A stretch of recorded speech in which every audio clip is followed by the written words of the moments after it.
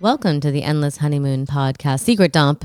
I was going to do my thing. I know, but I already did it. You kind of cut me off on that one, huh? Because you didn't. I think it was because you didn't want to hear me do the radio announcer voice. Kind of, yeah. Okay, fine. Natasha, what do you want to do today? Well, we have some listener submitted questions. What if we answered one of those? Okay. Just to kick the secret dump off right. Okay, what do we got? Well, here was an interesting one.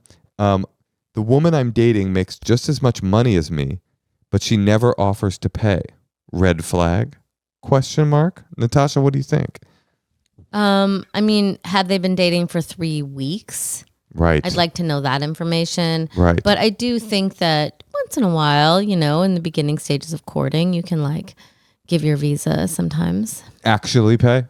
Yeah, but not too much. I was listening to a Beyonce song last night. It's funny. Last night, Natasha discovered Beyonce for the first time. No, Literally, I didn't. This is true. I just realized like I hadn't really played my child much music from that genre. But you looked over at me and you were like, actually, this is really good.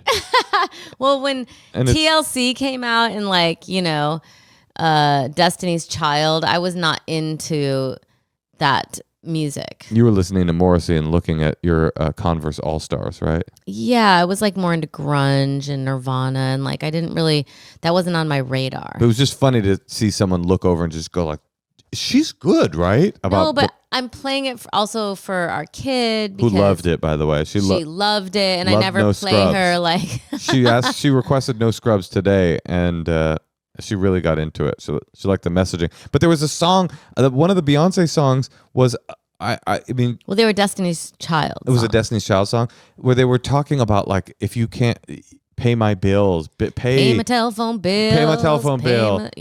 Automobiles. Buy me a car, buy me food, and it's so funny to me. It was so the opposite of the way that I was raised. Like I was truly raised that you just everything is egalitarian, including dates. And I got in trouble for it when I was young, because I remember it's actually similar to the hot tub situation with my mom. I remember I was out to eat with this girl. We started dating, and I had been paying for the dates, but then she invited 2 friends on like our 3rd date or something like that. And when the bill came, I was like splitting it up. I was like, okay, well, I owe $20, and that was it. Because I for some reason, the fact that she had invited friends meant, by the way, I remember this couple, the guy, everybody was in AA, and the guy had met the girl. This is that my date invited. This guy had met the girl on a suicide hotline. She was a caller. He was a counselor, and he convinced her to get sober in AA, be his girlfriend, and he was also her sponsor. So it was a pretty fucked up situation. Anyway, the girl was super incensed that I didn't pay. And I was like, I've been incensed that you didn't pay when we first started dating. And you don't like to give flowers. Wait, I paid when we first started dating, didn't I? And then you also like, I think you told me too, like, you don't want to like help a girl with her luggage. What? That's not you? No, that's probably one of your other boyfriends, maybe? No, but I do think that like when you go to like a more liberal arts college and people, you know, you're not like taught like always like. My thing, I wasn't. I was taught, not even taught. The Bay Area version was you pay the first couple dates and then you got to have a conversation. Because I'm not just buying you food because we're having sex. What, I just feed you now? I pay your automobile? I don't get it. It's a nice gesture in the beginning. Oh, we're on a date, I'll pay. But then at a certain point, it's like, okay. You're trifling. Who's trifling? I'm you trifling? Are, You think I'm trifling? But I think you're a gold digger. So therein lies the great divide. Well, listen, I think that you're right. You don't just have to feed the person now. I mean, the fact that she makes as much money as him isn't as important as the fact that she's never offered to pay. You gotta, if you are reductive about gender, even if you're reductive about gender and you're like, the man needs to pay, the woman, I don't believe that. But if you do believe that, isn't in that framework that the woman has to pretend to be down to pay? Doesn't she have to like go like, oh, did you want me to get this? And then allow the man to be like, honey, I pay your automobile. It's a tough one. Would never pay someone's automobile, your car payment, your fucking car payment. Not even for Beyonce. I wouldn't. I mean, you're so beautiful, Beyonce. I'll buy you a car. Our kid is obsessed with Say My Name. Whoever's rapping on that, she's like, oh, that must be their dad. That's a little context she has for hip hop. She's like, oh, the man comes in and starts talking. It's her father. It's Beyonce's father. Okay, well, let's hear a secret. Let's do it. Hey, Natasha and Moshe. I just listened to your episode with the woman who was sleeping with the married man and wanted him to watch her have sex with another guy in front of him. Prompted me to share this secret. I am married to a very hot woman who I love, and it is my absolute biggest fantasy in the world to watch her get fucked by the hottest guy with the most perfect male model body and just an absolute massive cock. I actually have told her about this fantasy. Unfortunately, she is not interested. Has nothing to do with humiliation for me. I wouldn't consider myself a cuck. I just think my wife is absolutely beautiful, and I think it would be so hot to watch her having sex with a super hot guy with a giant cock. Thanks. Felt like he was telling that secret through like 4 socks that he put over the, you know what I mean, to make sure nobody knew who he was. It's like deep throat calling. I mean, I definitely like how hot he thinks his wife is. And I love the fantasy of, it's not just I want to watch a man rail my wife. It's I want to watch a man that is, I don't quite believe it has nothing to do with humiliation, because it's like, why does the guy have to be so perfect in every way? Why is he so hot? You don't, a little bit. He's got a giant cock. He's got a fat cock and a perfect body, and he's beautiful. Why not just like any guy? Like that guy might just want to be shit on instead. It's got to be kind of gratifying to the ego, though, to go, honey, I want you to have sex with the hottest guy in the world. She's like, no thanks. I'm good with just you. I like this, though. I think that's a nice fantasy, you know, because it's like supportive. It's very like, it's a very giving fantasy. Mm-hmm. I want you to have the most opulent version of pleasure possible. But how is that version of pleasure to her when she doesn't even want it? She doesn't want it. He's like, I want you to have my idea of pleasure, which, by the way, is a lot of what relationships are. Is like, that's true. I want you to want to watch what I want to watch, and I want you to want to do what I want to do, and like, no, that's totally true. It's just not always the case. But what I'm saying is like, okay, we've talked a lot in various very funny ways about my threesome fantasy, right? But my threesome fantasy is pretty selfish. It's like, oh, I want 2 chicks. I want pure pleasure for me all the time, right? And as opposed to this, which is, even though she's not into it, his idea of what's the hottest thing in the world is just watching his wife get like ravaged with pleasure. So I think it's a very unselfish fantasy. I like it. I like it too. I'd like to watch you get ravaged with pleasure, I guess. By the hottest woman with the hugest cock? There should definitely be a cock involved. If that's what it takes, I'm down. All right, well, let me think about it. Yeah, you've been thinking about it for 3 fucking years. All right, let's hear another secret. Hi. So, my boyfriend urged me to call in with this secret.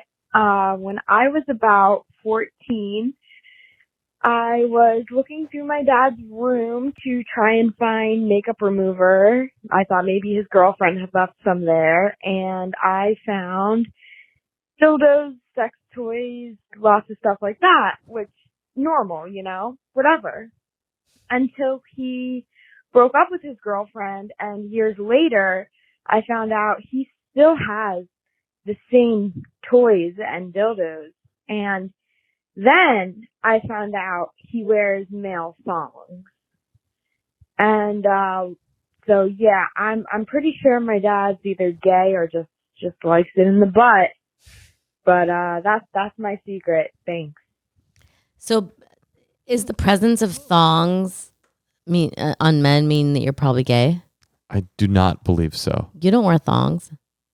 Yeah, but I mean, a lot of very gay men don't wear thongs. I mean, it means your dad's a freak. If he's got dildos galore and he likes to wear thongs, it means he's into freaky, fun sex. But does it mean he likes to have sex with men? I mean, I don't. If you found gay porn, that now you're more. But not even then. People are freaks. People like what they like. They like to do all kinds of stuff.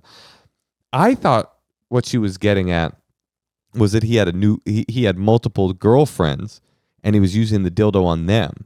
That wasn't the secret at all, but it did make me think, are you supposed to? Probably so. You have a girlfriend. You guys have all these toys together. I've never been a big toy guy, but you have all these toys together. And then you break up, you throw all the toys away and then buy new toys for your next lover. Is that how it works? I don't quite.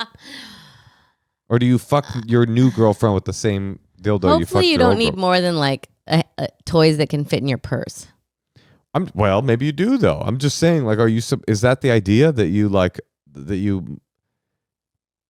I mean, I know like people that are like professionals, they put condoms on the sex toys so that they can use them again or whatever. And then they boil them or something like that. Anyway, what are your dildos from just me, or are they from? I don't really use dildos. Natasha, please be honest with our listeners. She's got one in right now, if I can be honest. No, you don't. I've never been a toy guy. I always found hardware to be not what I was into, but I would if somebody wanted it. If you want it, let me know. Thanks, honey. All right. One more? Okay. Hey, Moshe and Tosh, how we doing?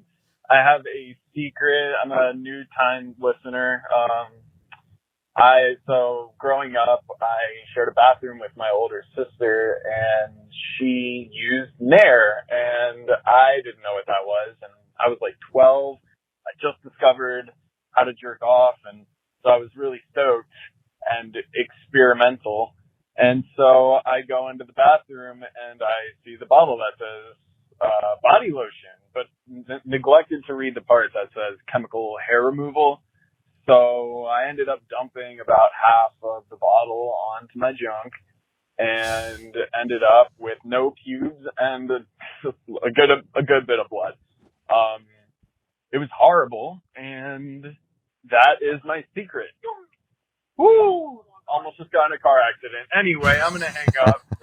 Thanks for listening. Bye. Men are just so horny, huh? Did he jerk off with the Nair? Yeah, he tried to. Whoa, He just thought it was the body lotion. You would think at a certain point you'd feel that it was Nair. We probably felt it right away, and then it was too late. How does Nair? Have you ever used Nair? No. Huh. It's probably like really chemically. Mm-hmm. Fair bit of blood. I didn't know Nair could burn the skin. Well, it happens. It's crazy.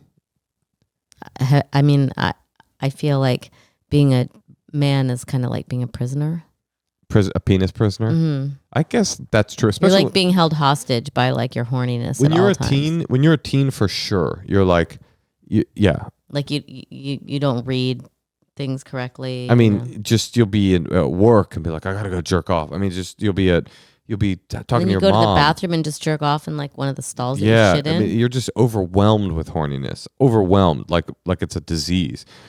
It's so much so that when you get to a certain age and your libido calms down, you're like grateful and you're still very horny, but you're just like, oh, okay, I'm sane again. Okay, I didn't do anything untoward. I made it. That's pretty rough. Yeah, it's hard to be a boy and figure out how to control your sexuality. But I think a really good way to do that is to jerk off with Nair, if I'm being honest. If you got a Nair-like secret, call us. 213-222-8608. Leave us a secret. Or you can send us an email at endlesshoneymoonpod@gmail.com. Yeah, we're on Instagram. We're on YouTube. We have a Patreon, Patreon/endlesshoneymoon. People are loving the Patreon and everyone's salivating for your mixtapes, darling. It's coming, y'all. It's coming. I promise. You can find us wherever you find your podcasts. And we'll see you next week for more secrets and advice. I love you. I love you too.